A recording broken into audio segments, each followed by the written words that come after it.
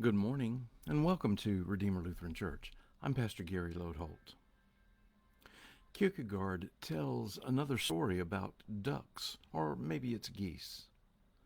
The whole flock has gathered for Sunday worship, and the big mallard in fine feathers walks out amidst all the fine trappings of the worship space, banners, gold candlesticks, and incense.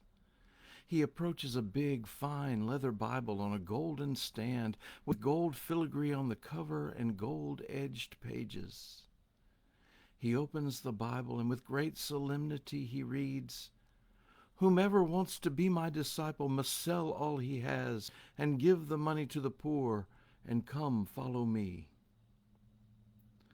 And then Kierkegaard says, and nobody even laughed.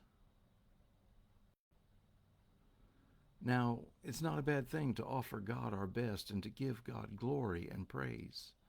I think Kierkegaard's point is that it doesn't seem right when those things get in the way of caring for God's people.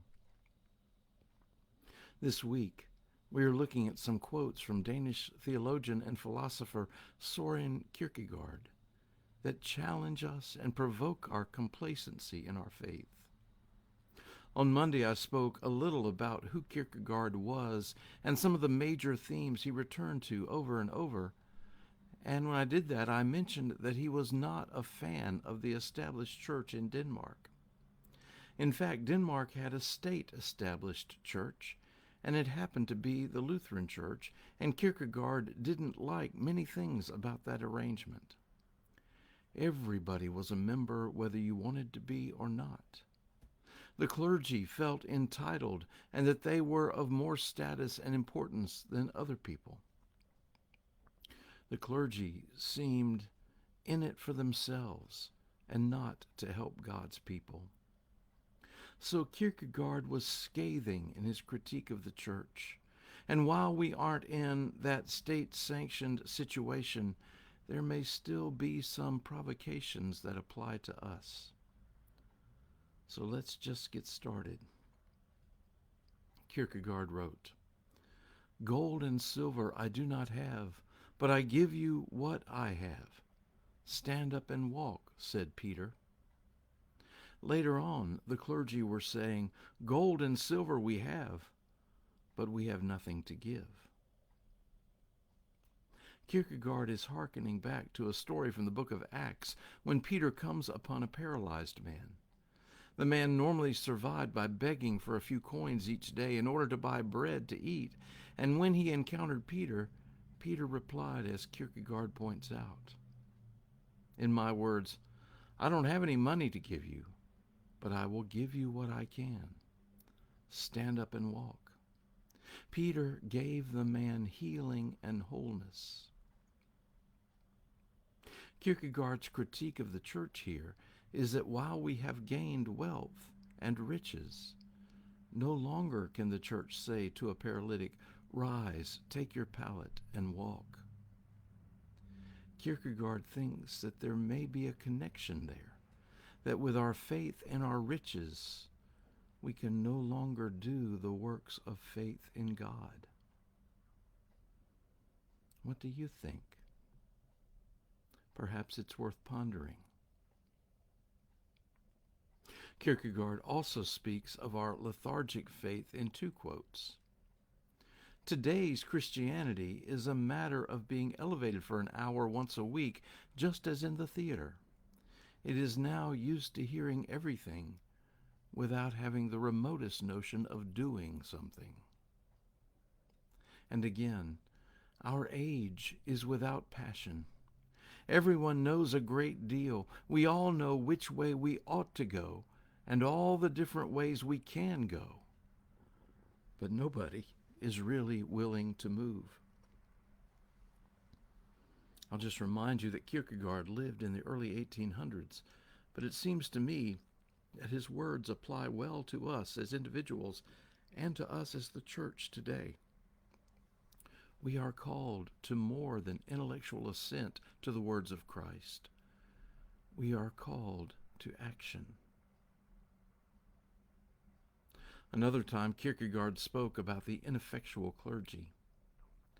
Order the preachers to keep quiet on Sunday. What is left? Well, then the essential thing is left. Lives. The daily existence with which the pastor preaches.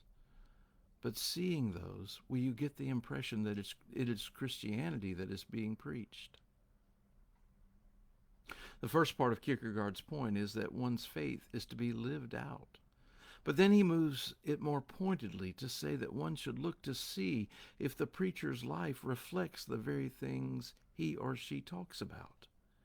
Is there integrity between the message and the messenger? I remember a story about St. Francis of Assisi, who asked a young novice to accompany him into town so that they could preach.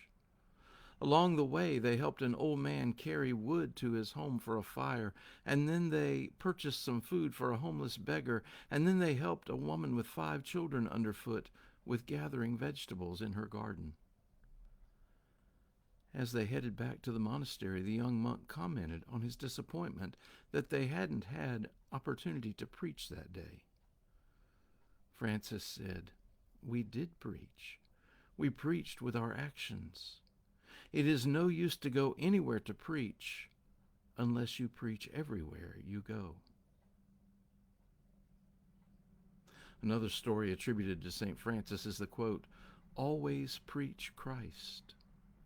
If necessary, use words." Kierkegaard might agree. Finally, for today, there is this.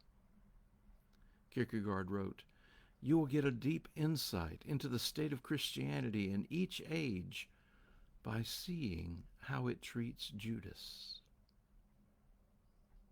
At the Last Supper, as Jesus offered a meal of grace and love, saying, "This is my body and blood given for you," we need to remember that when he did that, Judas was still there. He was included in grace and love.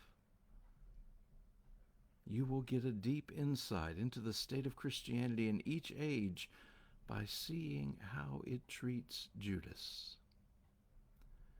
Dare to ponder that. Dare to be provoked.